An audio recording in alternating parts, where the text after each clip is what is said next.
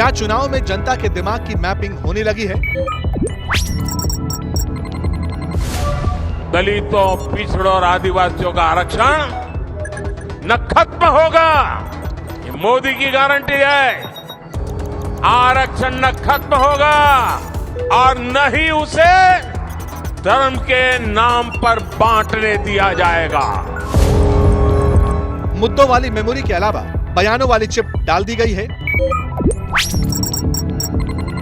60 के दशक से कांग्रेस ने अपनी अपीसमेंट की पॉलिटिक्स को चुनाव जीतने का हथियार बनाया। फिर से एक बार अपीसमेंट की पॉलिसी के आधार पर वो आगे बढ़ना चाहते हैं। चुनाव में नए नए शब्द जनता के दिमाग में फिट किए जा रहे हैं। ये हार का रुझान है। चुनाव का पहला चरण खत्म हुआ है, उसी में रुझान आने लगे हैं। पहले चरण में हुए सुस्त चुनाव को धार देने के लिए क्या नेता काफी आक्रामक हो रहे हैं?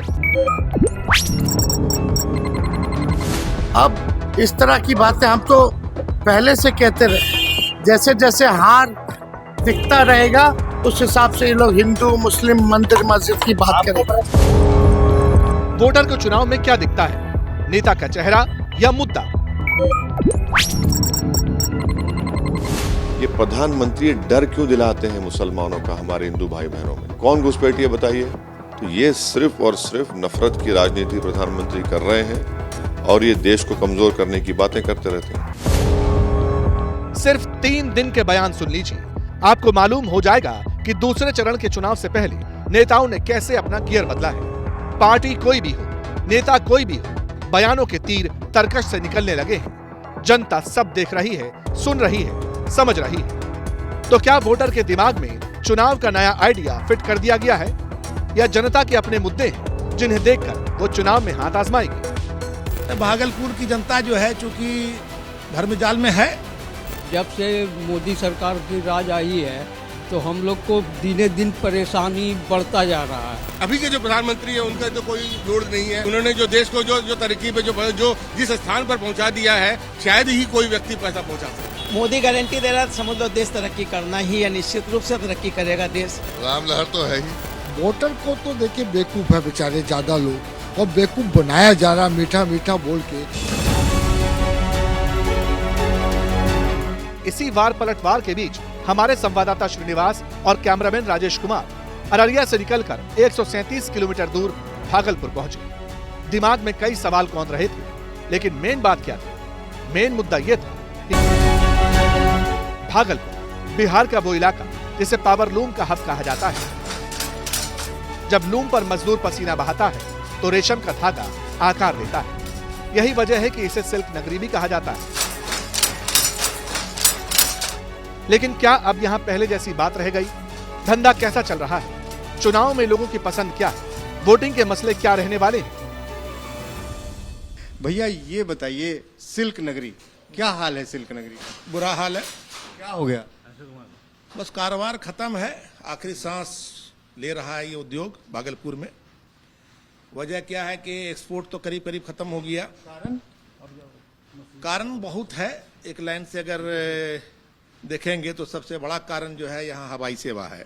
भागलपुर की जनता कितनी मेहरबान है, अब तो चुनाव आ गया। भर्म है, देखिए कहीं से भर्म जाल जो है इतना मजबूत जाल होता है कि अच्छे अच्छे बुद्धिमान लोग उसमें फंस जाते हैं। और इस सरकार में कम से कम ये जरूर हुआ कि भर्म जाल को इतना मजबूती से फैलाया गया कि बड़े बड़े बुद्धिमान भी उसके शिकार हो गए। ये बताइए, प्रधानमंत्री मोदी ताल ठोक के कहते हैं अब की बार, और जनता कहती है 400 पार। जनता ने कह रही है, ये मोदी जी कहे और आप मीडिया वालों ने जन जन तक पहुंचाने का काम किया उसको। प्रधानमंत्री जो बोलेंगे वो तो हम दिखाएंगे, तो आप बोलेंगे वो भी दिखाएंगे। हाँ, ठीक किया आपने, आप अपने कर्तव्य का निर्वाह किए। इससे तो लगता है हम आम जनता को कि मशीन में सेटिंग हो गया है। इतना कॉन्फिडेंस के साथ कैसे कोई कह सकता है? अगर कोई कह रहा है तो इसका मतलब ईवीएम सेट हो गया है। अगर सेट नहीं हुआ तो 400 पार होंगे? सवाल ही पैदा नहीं है भाई। क्या इसी तरह की सोच पावरलूम में काम करने वाले कर्मचारियों की भी है? श्रीनिवास के सवाल जारी थे और जनता के मुद्दों का मीटर भी लगातार बढ़ रहा था। ये बताइए, आप वोट करते हैं? हाँ, वोट करते हैं। क्या सोच के वोट करते हैं? कैमरे की तरफ देखिए। क्या सोच के? हमारे लिए जो सरकार बेहतर रहेगा उसी को वोट देंगे। तो कैसे ये पता कैसे चलता है कौन सी सरकार बेहतर? वो तो दिख जाता है ना। क्या दिखा? अभी वाली सरकार में क्या दिखा? अभी वाली सरकार में तो हम लोग देख रहे हैं, ये जब से मोदी सरकार की राज आई है तो हम लोग को दिने दिन परेशानी बढ़ता जा रहा है।